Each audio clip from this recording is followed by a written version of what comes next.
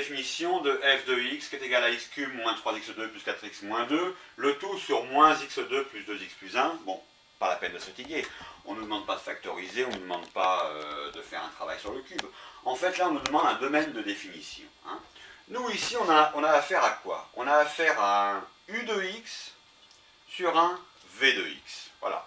Il faut que v de x, hein, le bas, il faut que le bas soit différent de 0 et le problème est résolu. C'est la seule chose sur laquelle je dois travailler. Voilà. Il me faut v de x différent de 0. Alors, on l'a écrit ici, il me faut moins x2, v de x, hein, il me faut moins x2 plus 2x plus 1 différent de 0. Mais comment faire ça? Eh bien, il faut qu'on pose moins x2 plus 2x plus 1 égale à 0. Je vais chercher les racines, s'il y en a, pour pouvoir justement, quand je les connaîtrai, pour pouvoir les éliminer.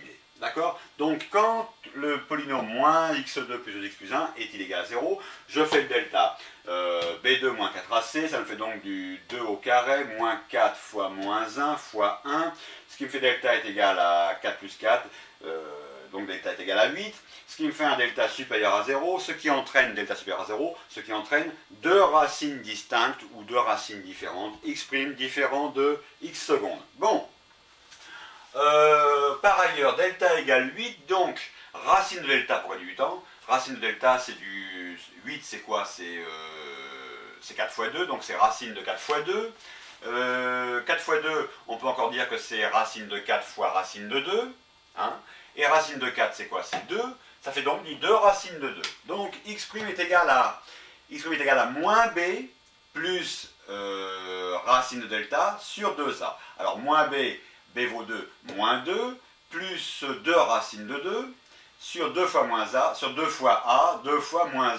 Bon, ce qui nous fait donc du... Si je mets 2 en facteur, regardez, si je regroupe, si je fais une factorisation, je mets 2 en facteur, ça me fait x' est égal à 2 fois quoi? Moins 1 plus racine de 2, sur 2 fois moins 1. Regardez bien, j'ai 2 en haut en facteur de moins 1 plus racine de 2, et j'ai 2 en bas, facteur de moins 1, hop, il s'élimine. Il me reste donc x' est égal à moins 1 plus racine de 2 sur moins 1. Bon, x' est égal donc à moins 1 plus racine de 2 sur moins 1. Hop, je vais passer le moins en haut. Attention, quand je passe le moins en haut, le moins va passer sur tout le haut. Hein, sur tout le haut. Donc, moins 1 en haut devient 1.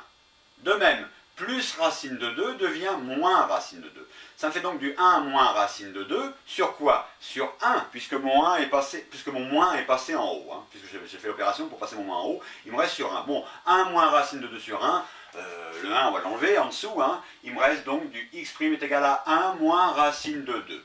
Je connais x', et bien c'est très facile de connaître x secondes. X secondes, c'est le conjugué, c'est donc 1 plus racine de 2. Hein. On retrouve l'opération de x secondes ici, mais bon, c'est inutile. On a x' ici, x secondes, c'est le conjugué. Bon, ou l'expression conjuguée, le conjugué. Allez, bien qu'on n'en ait pas besoin dans ce problème-là, j'ai refait le petit dessin, donc l'axe des x, hein, qui va de moins l'infini jusqu'à plus l'infini. J'ai deux valeurs racines, x', x secondes, x' la plus petite, puisqu'elle vaut 1 moins racine de 2, et x secondes la plus grande, puisqu'elle vaut 1 plus racine de 2. Donc x secondes, bien sûr, à droite. Hein. Les deux valeurs racines, bien sûr, annulent le polynôme. Hein, elles annulent le polynôme. De même, j'ai fait l'étude du signe. Bon, ici, on connaît le théorème, l'énoncé tel que je l'énonce moi. Le polynôme P hein, est toujours du signe de A à l'extérieur des racines. À l'extérieur des racines, le voilà. L'extérieur des racines, le voilà. Par conséquent, ici, A est égal à moins 1, donc A est inférieur à 0, ce qui entraîne qu'à l'extérieur des racines, le polynôme P sera négatif. Hein. Ici, il sera positif. Bon, je fais ça pour le rappeler, ce n'est pas notre problème. Nous, notre problème, c'est de connaître les racines, hein, et voilà, c'est x' et x secondes, et de savoir que celles-ci, on n'en veut pas. On n'en veut pas, pourquoi? Parce qu'elles annuleraient le dénominateur. Hein. Donc, on va les enlever, et on va conclure que le domaine de définition de f, eh bien, c'est tout R, enfin, c'est presque tout R, c'est R moins deux valeurs, hein, qui sont 1 moins racine de 2 et 1 plus racine de 2. Pourquoi? Parce que ces deux valeurs annuleraient V de x. Et on ne peut pas avoir v de x égal à 0, puisque v de x est le dénominateur. Voilà. Donc on a enlevé les deux valeurs. Bon, c'est bon. Hop, je prends. Alors dans la lumière, c'est x prime égale 1 moins racine de 2 sur 1. Hein.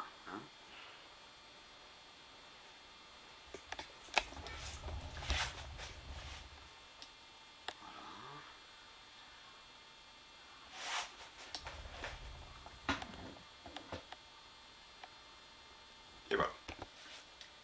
Allez, le suivant. Le suivant, Mike, ok. Le suivant, domaine de définition, toujours, f de x égale 3x2 plus 2x plus 1. On demande le domaine de définition de f. Bon, eh bien, 3x2 plus 2x plus 1, c'est très facile. C'est un polynôme p. Hein, c'est un polynôme p. Ici, p, bon, c'est quoi p? C'est f de x. Hein.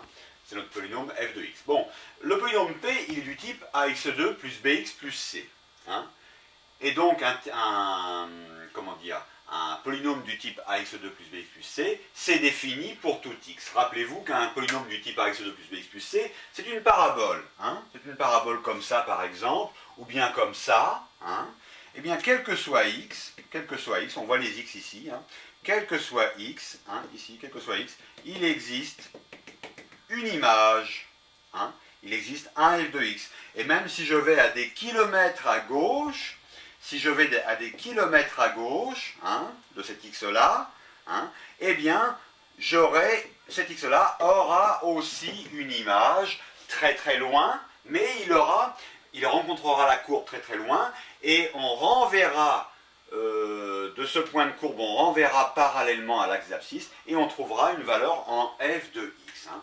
De même à droite, c'est pareil, si j'allais très très loin à droite, eh bien, si j'envoyais une droite imaginaire partant de cet x, hein, eh bien, cette droite imaginaire irait tôt ou tard couper la courbe, hein, quelque part comme ça ici, elle couperait la courbe, et de là, je projetterai parallèlement à l'axe des abscisses, je projetterai parallèlement, et ça me donnerait une valeur en f de x. Hein. Chaque x a une image, donc en fait tous les x, tout ça pour dire que tous les x sont définis, que ma parabole soit comme ça, peu importe, enfin elle peut tourner que vers le haut ou vers le bas, ça c'est sûr, mais je veux dire, quelle que soit la forme de ma parabole, tous les x sont définis, et on peut conclure que le domaine de définition, c'est R. Le domaine de f, c'est R. Et voilà, j'ai fini et je continue. Donc je reprends. Ici, dans la lumière, c'est un polynôme p. Ici, p est égal à f de x, qui est du type ax2 plus bx plus c. Et c'est défini pour tout x. Hein. Ok. On peut y aller. Allez, la suivante. F de x égale 2. Alors on notera f de x égale 2. Il ne faut pas s'effrayer.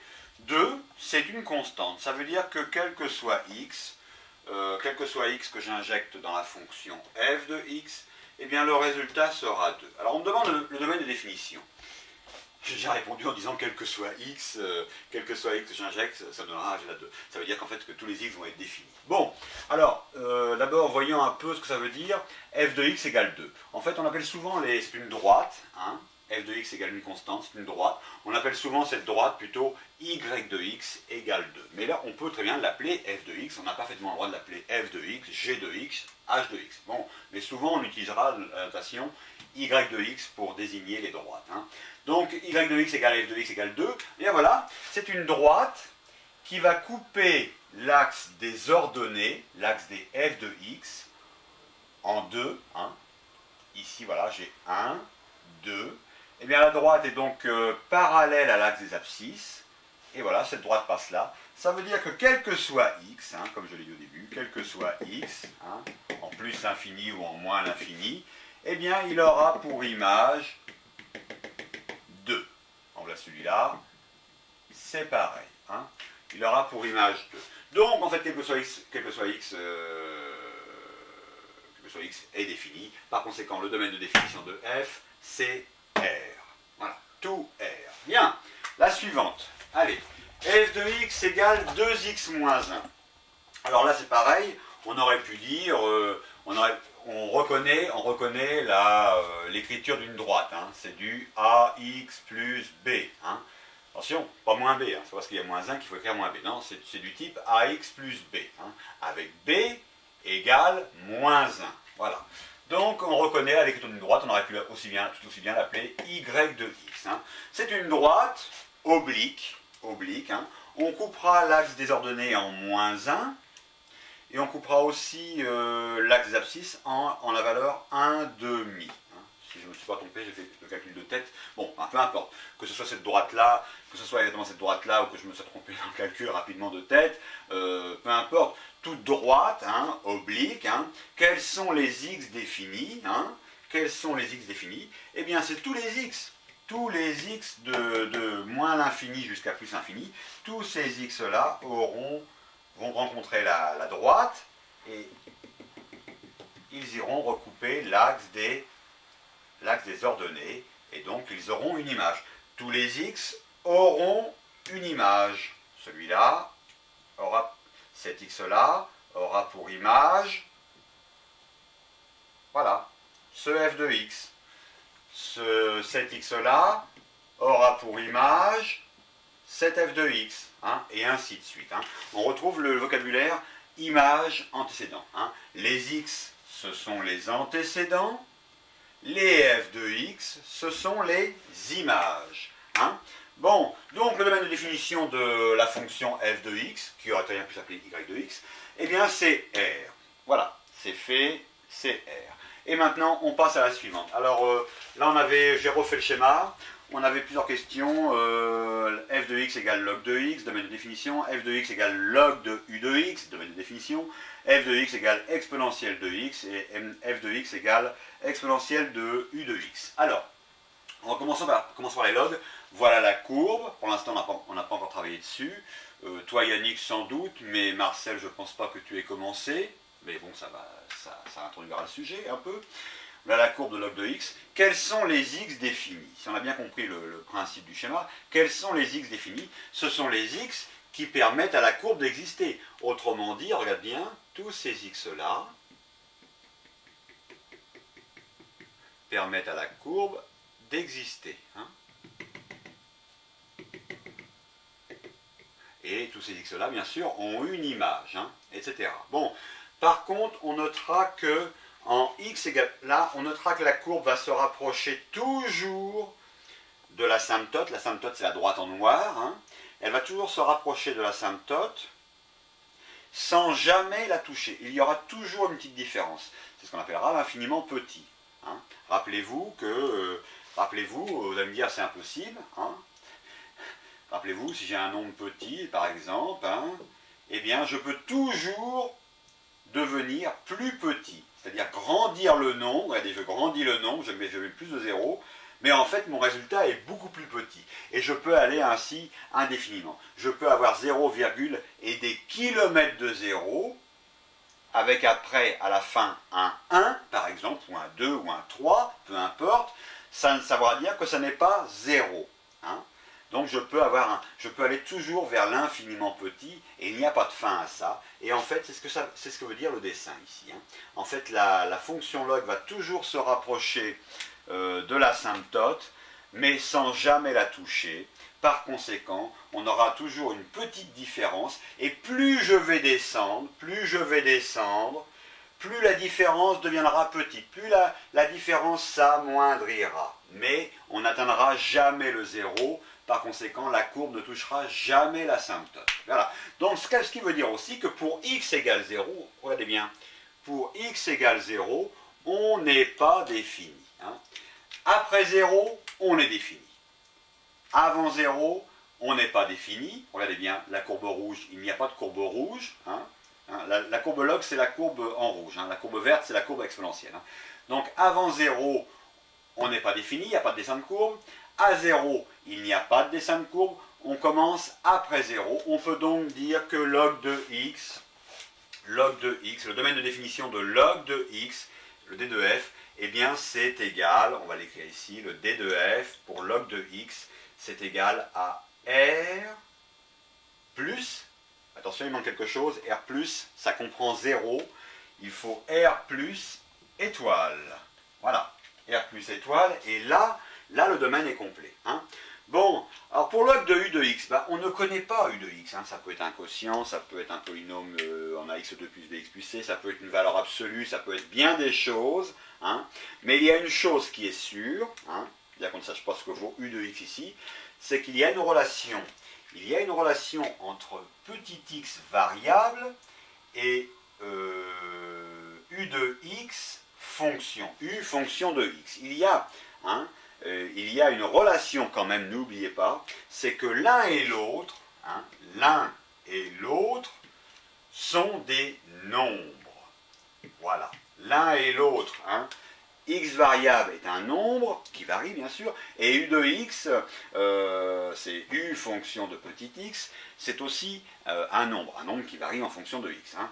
Donc les deux sont des nombres, et n'oubliez pas que ce nombre, regardez bien, il faut que ce nombre soit positif. Autrement dit, positif strictement, hein, puisqu'on avait vu que log de petit x est défini pour les x positifs et non nuls, les x positifs seulement, c'est un nombre, donc x est un nombre, U de x c'est pareil, il faut que le domaine de U de x, le domaine de définition, ça va être donc, il nous faut U de x, hein,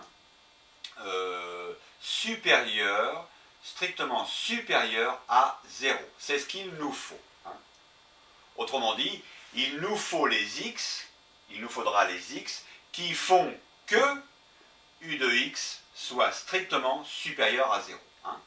Bien, c'est bon. Continuons le suivant. F de x égale E de x. Alors E de x, je l'ai fait en vert maintenant. Voilà, c'est une fonction. Alors c'est pareil, ici, la droite des x sera asymptote à la courbe E de x. Ça veut dire qu'il existera toujours une petite différence entre la courbe et la droite. Il existera toujours une petite différence, et plus j'irai, plus la courbe se rapprochera de la droite sans jamais l'atteindre. Rappelez-vous qu'on peut toujours aller vers un infiniment petit. Je peux toujours trouver, donnez-moi n'importe quel nombre petit, aussi petit soit-il, je peux vous trouver un nombre plus petit. Trouvez-moi un nombre à virgule avec des zéros, plein de zéros, aussi petit soit-il, je peux vous trouver un nombre plus petit. C'est ça que ça veut dire. En fait, la courbe ne va jamais toucher l'asymptote parce qu'il y aura toujours une différence. Ce qui veut dire qu'on ne pourrait pas, par exemple, résoudre l'équation quand la courbe coupe-t-elle la droite. C'est impossible. De même ici, quand la courbe coupe-t-elle la droite des f de x? Non, jamais. Elle ne se coupe jamais. On n'aurait pas de solution à l'équation. C'est impossible puisqu'on aura toujours un écart. Mathématiquement, on aura toujours un écart. On sera dans l'infiniment petit. Bien. Que dire de plus?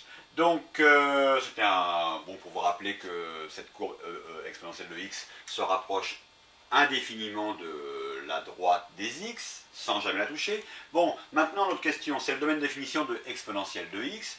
Eh bien, on voit ici que tous les x de moins l'infini jusqu'à plus l'infini, me donneront des images, me donneront des f de x. Vous allez me dire, mais ici c'est pas possible, mais si. Si je vais, peut-être qu'il me faudra monter des kilomètres pour trouver le résultat en f de x, mais il existe. Tous les x sont définis. On va donc dire que le domaine de définition de f de x, le domaine de définition de f de x, si f de x est égal à exponentielle de x, eh bien c'est r. Le d de f, c'est égal à r. Voilà. E de x prend tous les x. Bon. Maintenant, f de x égale exponentielle de u de x. Eh bien, en fait, puisque e de x prend tous les x, en fait, e de u de x, le domaine de e de u de x,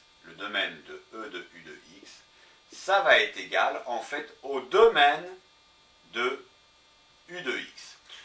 En fait, c'est tout ce que va prendre u de x, exponentielle va le prendre. Tout va dépendre de u de x. Si u de x est un quotient, par exemple, du type a sur b, a de x sur b de x, eh bien il faudra que b de x soit différent de 0. Si, si le u de x est une racine, eh bien, pardonnez-moi, oui, on y va, oui, c'est bon. Alors, si u de x est une racine, bon, bah, ça sera racine de quelque chose, il faudra que ce quelque chose, on sait que racine de quelque chose, c'est défini pour que le quelque chose en question soit supérieur ou égal à 0. Donc voilà, tout va dépendre du domaine de u de x. E prend tout, donc c'est pas lui qui va décider, en fait, dans l'exponentielle de u de x, c'est u de x qu'on va regarder. Hein. Et tout ce que prend u de x, eh bien, E le prendra. Bon, on aura l'occasion d'en travailler, là c'est de la présentation au niveau exponentiel et log. Hein. On aura l'occasion de travailler, je l'espère, plus sérieusement, dans pas très longtemps, hein, si on met le turbo. Bon, et bien voilà, on prend tout. Merci. Madame Shimada qui s'efface à son habitude. Voilà. Alors, dans la lumière en haut, c'est y de x égale f de x égale 2x moins 1. Et en dessous, on a 2x moins 1, c'est du type ax plus b en vert. Hein. Voilà. Bon, ma courbe ne ressemble pas, ma droite ne ressemble pas trop à une droite. Hein.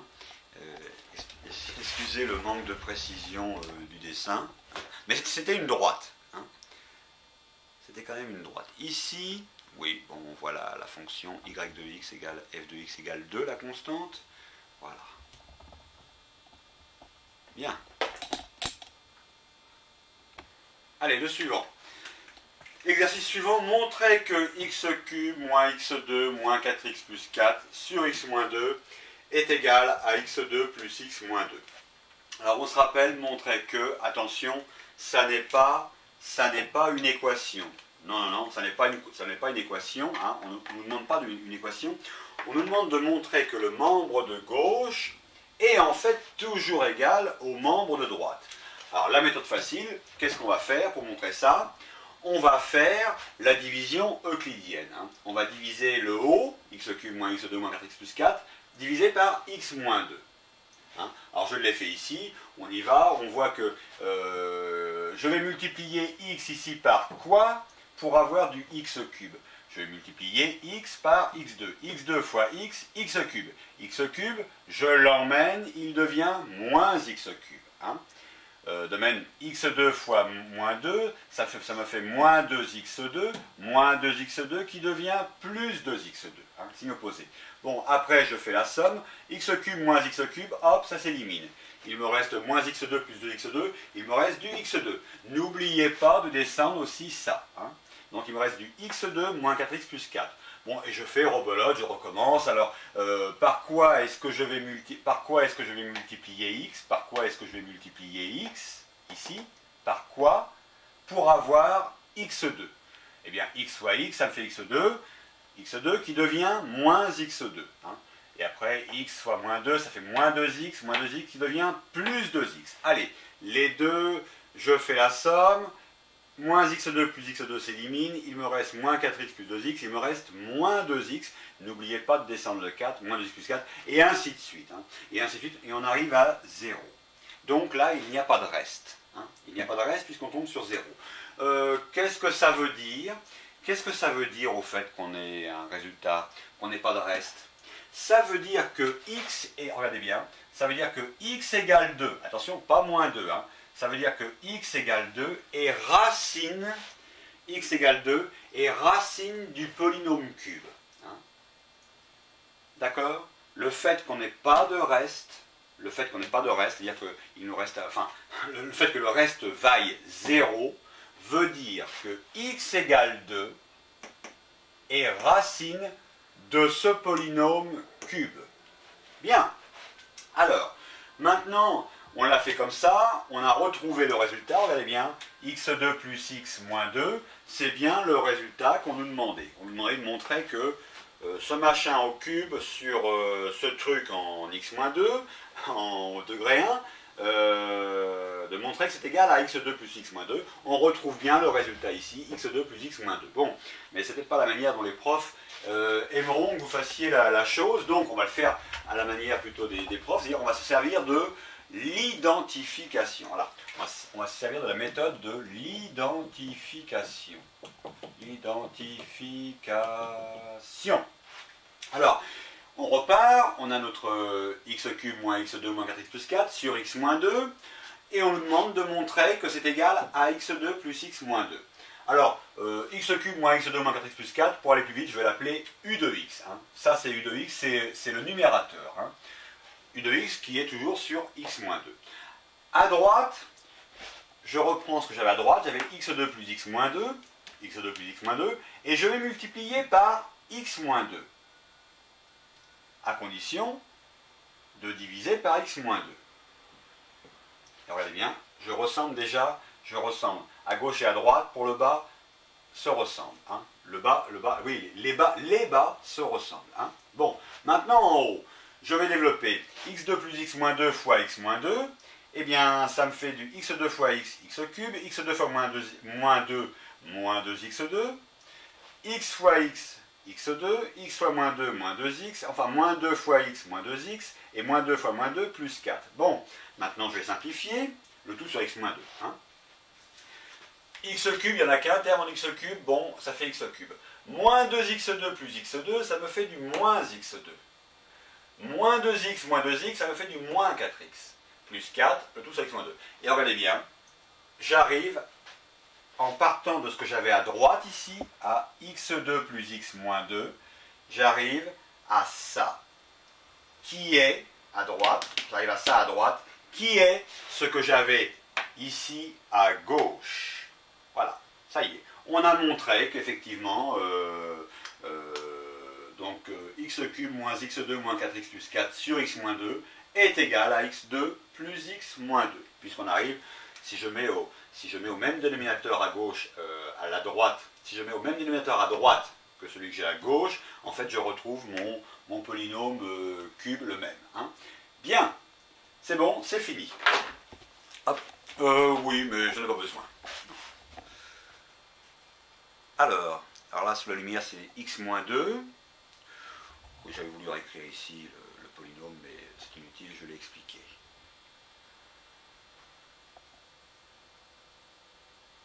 Donc, on se rappelle que u de x, c'était le numérateur de ce qu'il y avait à gauche. Là, j'ai fait la division euclidienne, que vous retrouverez, et voilà. Ok, Akiko. Allez, à la suite. À la suite, retrouvez ABCD, hein, qui sont des réels, tels que 2x cube moins 3x2 plus 2x moins 1 divisé par x plus 2 soit égal à x2 plus bx plus c plus d sur x plus 2. Tiens, ça veut dire que ça quand je vois ça, ça veut dire que ça c'est un reste. Un reste qui restera en suspension d'être divisé parce qu'on ne peut pas le diviser. Bon, alors on y va, faisons la division euclidienne. 2x cube moins 3x2 plus 2x moins 1 divisé par x plus 2. Alors, on a les détails ici, en fait, hein, je ne vais pas la faire entièrement, mais on montre juste le début. Hein. Je vais multiplier x ici par quoi pour avoir 2x cube. Je vais multiplier x par 2x2. 2x2 fois x, 2x cube qui devient moins 2x cube. Bon, les deux vont s'éliminer, ainsi de suite, et c'est comme ça qu'on va procéder à la division euclidienne.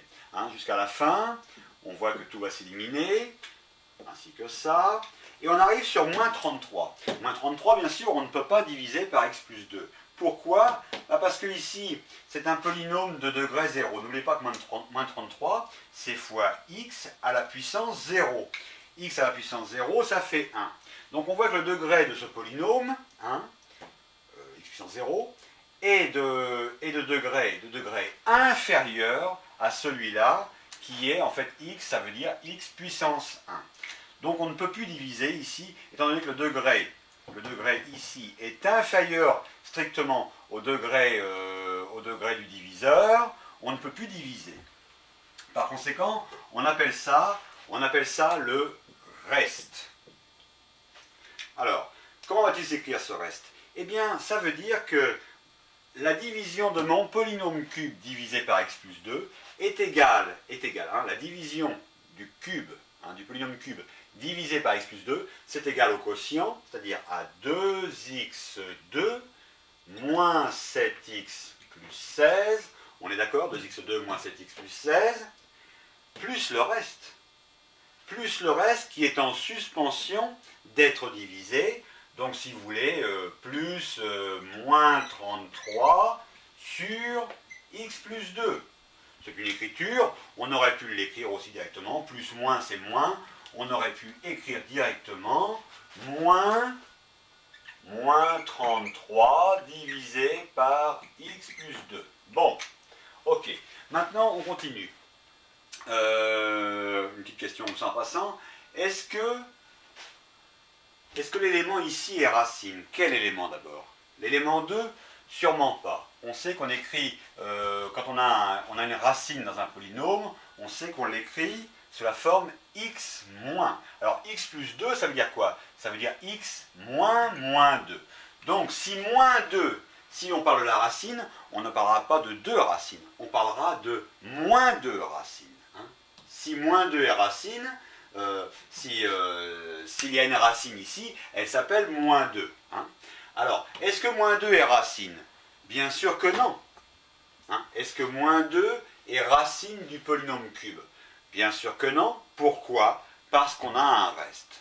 Et on sait que si moins 2 avait été racine, alors là on aurait eu 0. Autrement dit, on n'aurait pas eu de reste. On a un reste, donc on sait que x plus 2, qui s'écrit encore sous la forme x moins moins 2, on sait que moins 2 n'est pas racine du polynôme cube. Bien. Donc j'ai écrit mon résultat ici, j'ai écrit mon quotient. Mon quotient c'est ça, 2x2 moins 7x plus 16, moins mon reste, qui reste en suspension, lui, d'être divisé par x plus 2, on le répète. Bon, maintenant les profs voudront autre chose, ils voudront par identification. Allez, on repasse ici, par identification. Donc même problème, retrouver ABCD, tel que 2x³ moins 3x2 plus 2x moins 1 sur x plus 2 soit égal en ayant trouvé les bonnes valeurs. Alors on voit que la gauche, pour aller plus vite, le 2x³ moins 3x2 plus 2x moins 1, je vais l'appeler u de x. u de x sur x plus 2. À droite, j'ai ax2 plus bx plus c plus d sur x plus 2. D est déjà sur x plus 2. Par contre, je vais mettre ax2 plus bx plus c sur x plus 2. Je peux le faire. Je peux le faire à condition de multiplier le haut par x plus 2. C'est ce que je fais. Comme ça, j'aurai x plus 2 à gauche et j'aurai x plus 2 à droite. Car n'oubliez pas que là, en ayant x plus 2 ici et x plus 2 ici à droite, je pourrais faire une seule barre de fraction. Bien. Alors ici en haut, je vais développer ax2 fois x, ça fait du ax cube, ax2 fois 2, 2ax2, bx fois x, ça fait du bx carré, bx fois 2, 2bx, et enfin c fois x, cx, et c fois 2, 2c.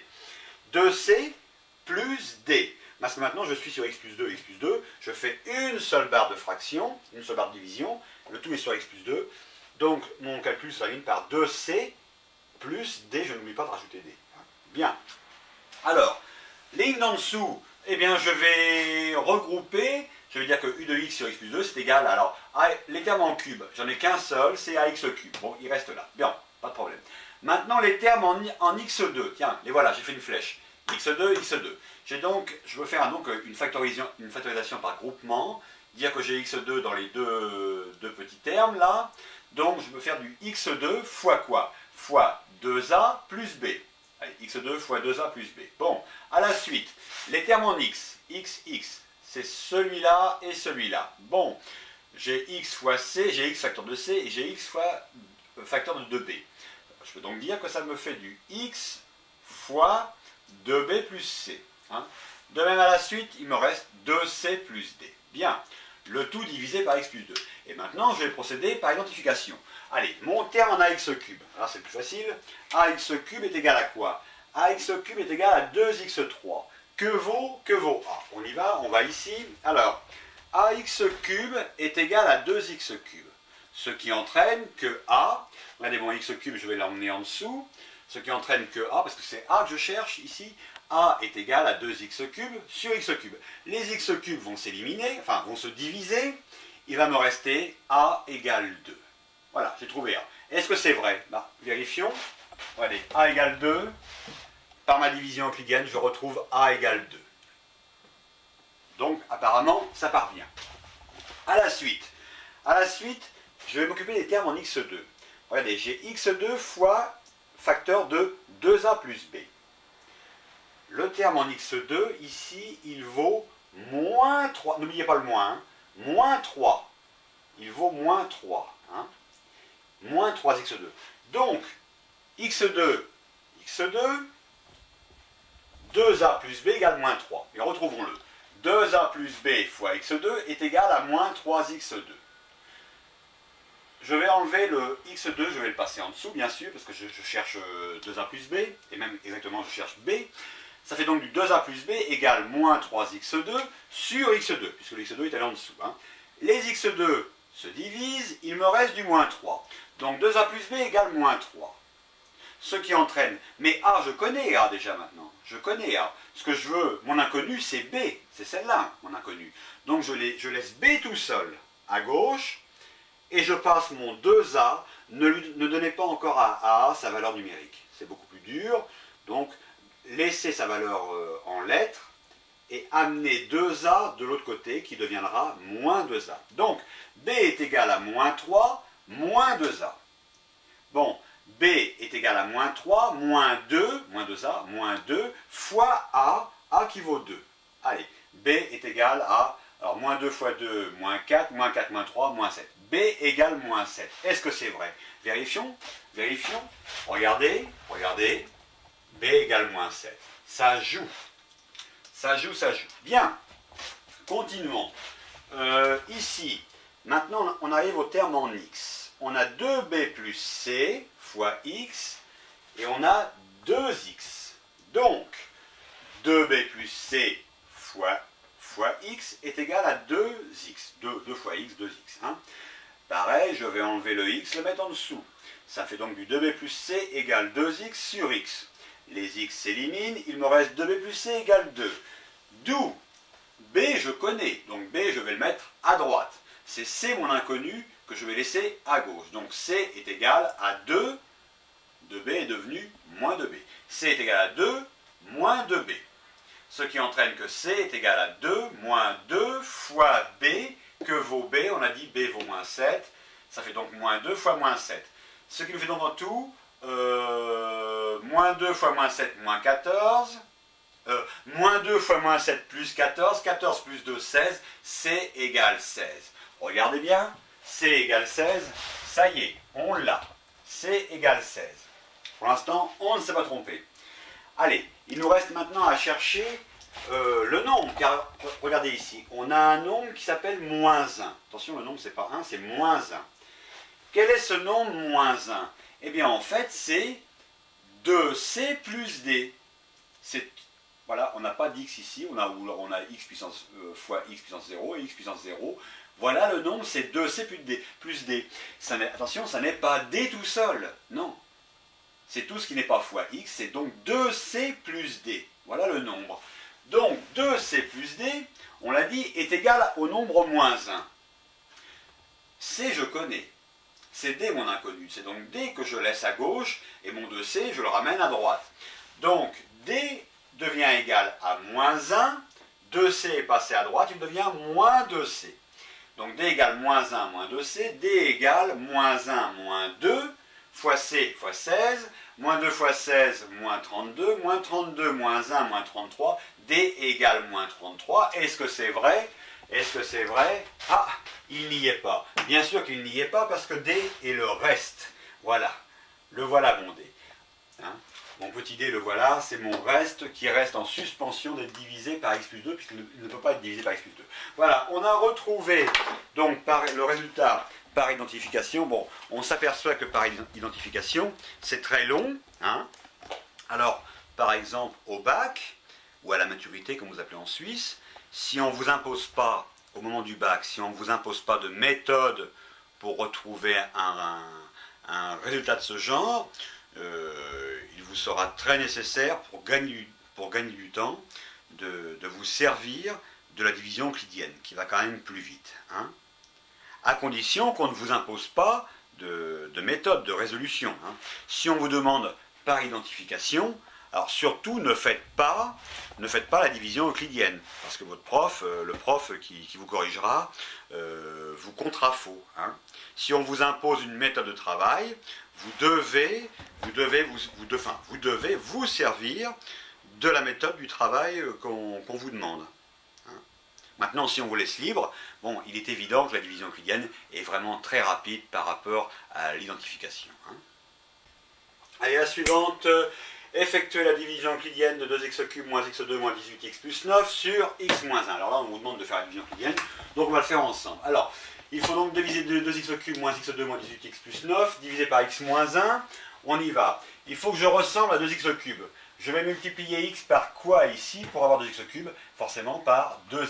2x fois x, par 2x2, pardon. 2x2 fois x, 2x³ qui devient moins 2x³. Allez. 2x2 maintenant. 2x2 fois moins 1, moins 2x2 qui devient plus 2x2. Allez, c'est fini. Je tire. Regardez bien. 2x³ moins 2x³. Les deux, en somme, s'éliminent. Il me reste moins x2 plus 2x2. Il me reste 1x2. 1x2. Et n'oubliez pas de descendre cette partie-là. Hein. Donc, moins 18x plus 9. Allez, on y va. Maintenant, il faut que je ressemble à x2. Par quoi vais-je multiplier x ici? Par quoi vais-je multiplier x ici pour avoir x2? Forcément par plus x. Plus x, alors x fois x, x2 qui devient du moins x2. X fois moins 1, moins x qui devient du plus x. Hein, l'opposé. Alors on y va, on totalise, x2 moins x2 s'élimine, il me reste moins 18x plus x, ça me fait du moins 17x, plus 9. Allez, on continue. Il faut que je ressemble désormais à moins 17x. Est-ce que mon polynôme est divisible d'abord par x moins 1? Oui, regardez, j'ai moins 17x, ça veut dire moins 17x à la puissance 1, et là le diviseur c'est x à la puissance 1. Donc je suis de même degré, donc je peux diviser. Alors, moins 17x plus 9, par quoi vais-je multiplier x ici pour avoir moins 17x? Eh bien, je vais multiplier x par moins 17. Moins 17 fois x, ça fait du moins 17x. Je le ramène ici, ça devient du plus 17x. Allez, c'est fait. Moins 17 fois moins 1, ça fait du plus 17. Voilà. Oui, ça fait du plus, pardon. Ça fait du plus 17, moins 17 fois moins 1, ça fait du plus 17. Le plus 17, je le ramène, il devient moins 17. Comme quoi, on fait les choses vite et on fait des erreurs. Alors, on y va. Là. Moins 17x plus 17x s'élimine. Il me reste du moins 17 plus 9. Il me reste donc du moins 7, du moins 8. Il me reste du moins 8. Voilà. Est-ce que je peux diviser moins 8 par x moins 1? Sûrement pas. Je suis moins 8, c'est moins 8 fois x à la puissance 0. Mon degré ici est inférieur au degré ici qui vaut 1. Par conséquent, je ne peux pas diviser moins 8 par x moins 1. Donc, puisque je ne peux pas le diviser, qu'est-ce que c'est moins 8? Ici, regardez bien, j'ai le quotient. Hein, c'est le résultat de u divisé par v. Ça, c'est mon quotient. Ici, on appelle cela le reste. Par conséquent, regardez bien, le polynôme cube 2x³ moins x2 moins 18x plus 9 divisé par x moins 1 est en fait égal à quoi? Égal au quotient. 2x2 plus x moins 17. Donc égal au quotient 2x2 plus x moins 17. N'oubliez pas qu'il y a un reste. Plus moins 8. Alors plus moins 8, c'est moins 8. Plus moins 8, c'est moins 8. Attention, moins 8, qui reste en suspension d'être divisé par x moins 1. Hein? Alors, je dis en suspension, on pourrait dire en attente d'être divisé par x moins 1. Voilà, donc on notera qu'il y a un reste. Alors j'ai une question supplémentaire, voilà l'écriture. Voilà ce que fait la division. La division euclidienne, voilà le résultat de la division euclidienne de 2x³ moins x2 moins 18x plus 9 divisé par x moins 1. Ça me donne du 2x2 plus x moins 17 moins 8 sur x moins 1. C'est normal, est-ce que ce résultat est compatible? Regardez bien, ici je suis au carré, ici je suis au cube, et ici en bas je suis en puissance 1. J'ai divisé du x³ par x. En fait, ça veut dire quoi x cube? Ça veut dire x fois x fois x. Et je divisé par x. Regardez bien. J'ai x en bas, hein, puissance 1, x, il me reste quoi? Il me reste du x carré. Ce résultat est compatible. Hein, ce résultat est compatible. Si j'avais trouvé 2x4 ici, je ne sais pas comment j'aurais fait, on n'a rien de problème. Ou si j'avais trouvé 2x, c'était faux. Car la division de x³ par x me donne du x2, il me faut du x2. Bon, autre question, donc j'ai un reste. Est-ce que, attention, j'ai ici le diviseur qui s'appelle x moins 1, je ne parle pas de moins 1, je parle de 1. Est-ce que x égale 1 est racine? Bien sûr que non, x égale 1 n'est pas racine. Pourquoi? Parce que s'il avait été racine du polynôme 2x³ moins x2 moins 18x plus 9, on aurait eu ici 0. On n'aurait pas eu de reste. Donc x égale 1 n'est pas racine, n'est pas solution du polynôme 2x³ moins x2 moins 18x plus 9.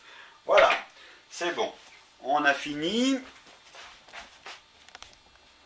Alors oui, dans la lumière on voit peut-être mal. C'est 2x2 plus x moins 17.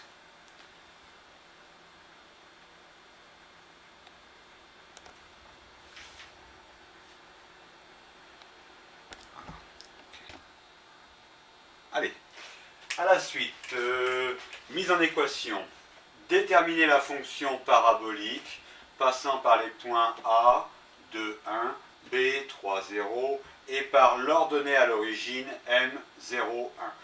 Oui, on va l'ordonnée à l'origine, c'est-à-dire que pour x égale 0, que vaut f de 0? Cela vaut 1. Bien. Bon, une fonction parabolique, c'est une fonction f de x du type ax2 plus bx plus c. Notre problème, il nous faut retrouver a, b et c. Donc on a trois inconnus, il nous faut trois équations. Alors, n'oubliez pas le point a, b et m. A de coordonnées 2, 1, ça veut dire que x égale 2. Hein, le point A. Le point A, par exemple, a pour abscisse 2 et pour ordonnée 1. Hein. Ça veut dire que si j'injectais x égale 2 dans le polynôme que je ne connais pas, dans le polynôme f de x, ce serait égal à 1. De même, b, x égale 3 et y, ou l'ordonnée, égale 0. Ça veut dire que si j'injectais x égale 3 dans le polynôme ax2 plus bx plus c, eh bien, je trouverais 0. Et enfin, x égale 0, c'est pareil, pour le point M, x égale 0. Si j'injecte 0, x égale 0 dans le polynôme en ax2 plus b plus c, je vais trouver 1, la valeur 1. Donc, et faisons-le. Allez, voyons f de 0. On sait que f de 0, regardez, on sait que f de x égale 0, c'est égal à 1. f de 0 égale 1. Décrivons f de 0. Allez, c'est ax carré plus bx plus c, donc c'est a fois 0 au carré, plus b fois 0, plus c égale 1. Décrivons toujours f de 0. Ça nous fait donc 0 au carré, ça fait 0. 0 fois a, ça fait 0. 0 fois b, ça fait 0. Et enfin c est égal, je l'ai oublié, c est égal à 1. Voilà, on a le résultat, c égale 1. On a déjà trouvé une lettre. On sait que c est égal à 1. Passons au deuxième point. A de coordonnées 2 et 1. Alors ça veut dire que si x égale 2, f de 2 est égal à 1. Donc décrivons f de 2. Allez, c'est a fois ax2 plus bx plus c. Ça nous fait donc a fois 2. Ben oui, on y va? Alors, oui.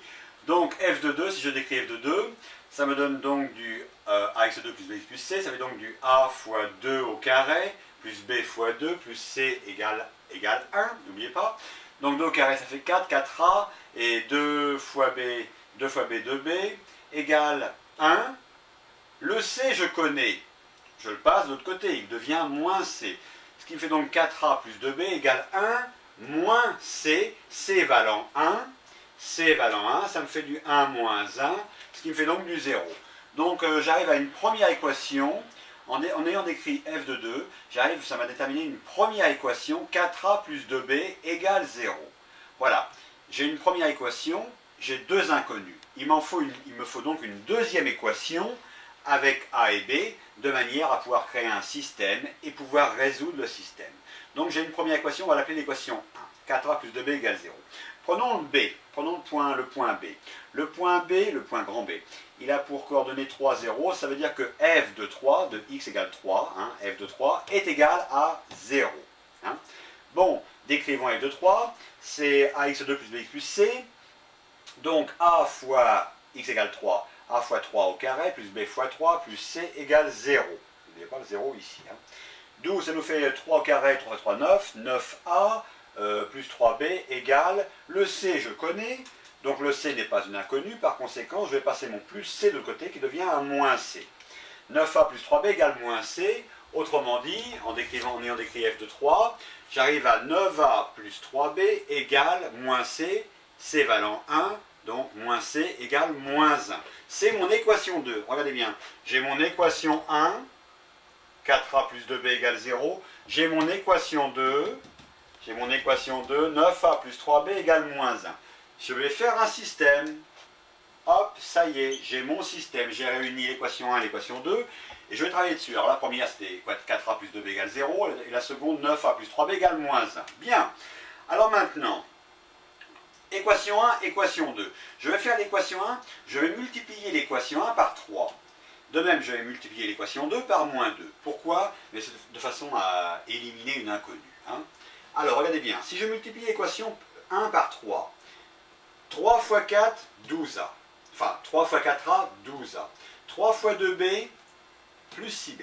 3 fois 0, 0, ça reste pareil. Équation 2, je la multiplie par moins 2. Moins 2 fois 9a, moins 18a.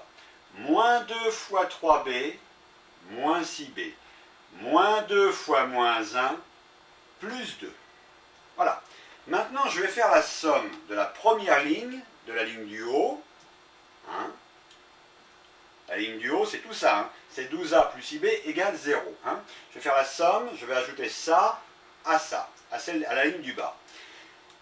12a plus moins 18a, plus moins moins, 12a moins 18a, moins 6a. Plus 6b plus moins 6b, alors plus moins 6b, ça fait moins 6b. 6b moins 6b, ça fait 0. Voilà. Et 0 plus 2, 2. Moins 6a est égal à 2. Moins 6a est égal à 2. Moins 6a est égal à 2. D'où a, produit des extrêmes par les moyens, d'où a est égal à 2 sur moins 6. 2 sur moins 6, ça fait encore, on peut diviser par 2 en haut et en bas, ça fait a égale 1 sur moins 3. Mais 1 sur moins 3, on ne laisse pas un résultat comme ça, on va monter le signe moins en haut, et on va dire a égale moins 1 tiers. Résultat, ça y est, on a trouvé a. Il nous reste, on connaît a égale moins 1 tiers, on connaît c égale 1. Il nous reste à trouver b. Alors je vais prendre b, je vais prendre cette équation-là ou celle-là. Je vais prendre la plus simple, où les chiffres sont le moins important. Je vais prendre bien sûr l'équation numéro 1. Elle me paraît plus simple, mais je pourrais prendre une autre, ce serait pareil. Il n'y aurait aucun problème. Alors je vais prendre la première équation. 4a plus 2b est égal à 0. D'accord, on est d'accord? 4a plus 2b est égal à 0. Mais la différence, c'est que maintenant, je connais a. Je connais a. Seul b est mon inconnu. Donc mon 4a va aller de l'autre côté. Donc il me reste à gauche, il me reste 2b égale 0 moins 4a. 0 moins 4a, ça fait moins 4a, ça reste là. D'où 2b est égal à moins 4 fois a, moins 4 fois a vaut moins 1 tiers, moins 4 fois moins 1 tiers. Moins 4 fois moins 1 tiers, ça me fait du 4 tiers, on est d'accord? Moins 4 fois moins 1 tiers, ça me fait du 4 tiers. Donc 2b est égal à 4 tiers. B est donc égal à 4 tiers, le tout divisé par 2. Mais n'oubliez pas que divisé par 2, 2 c'est sur 1. Je vais faire le produit, comment on appelle ça? Est-ce qu'on appelle ça le produit des inverses? Je ne sais plus comment ça s'appelle, mais enfin, regardez l'image. Je vais faire B, on a dit B est égal à 4 tiers sur 2 sur 1. Je vais multiplier par, je crois l'inverse, hein. Ça fait donc du 4 tiers multiplié par le bas du bas. Allez, tout ça c'est le bas. Le bas du bas. Dans le bas, il y a le bas du bas, c'est 1. Hein. Le bas du bas va multiplier, moi c'est toujours ce que je dis, le bas du bas va multiplier le haut du haut. Hein, et le haut du bas va multiplier le bas du haut. Bon, c'est compliqué, mais enfin ça revient à cette image-là. Voilà. Et on va multiplier par 1 demi. Alors, ça fait donc 4 tiers multiplié par 1 demi. Multiplié par 1 demi. 4 fois 1, 4. 2 fois 3, 6. Allez, ça nous fait B. Ça nous fait B. Akiko-san. Ici. Ça nous fait B égale 4 sixièmes. Ah, B égale 4 sixièmes. On peut encore simplifier. B égale 4 sixièmes. B égale en fait 2 tiers. Voilà. J'avais oublié la simplification. B est égal à 2 tiers, d'accord? On voit bien? B égale 2 tiers, oui, on voit bien. Bon, on connaît ABC, on peut donc écrire que f de x qui est du type ax2 plus bx plus c, avec a égale moins 1 tiers, b égale 4 sixièmes, je l'enlève pour mettre tout de suite 2 tiers. Hein? Alors, b égale 2 tiers et c égale 1. Donc mon polynôme devient f de x égale à moins 1 tiers de x2 plus 2 tiers de x plus 1. Et voilà, on a fini.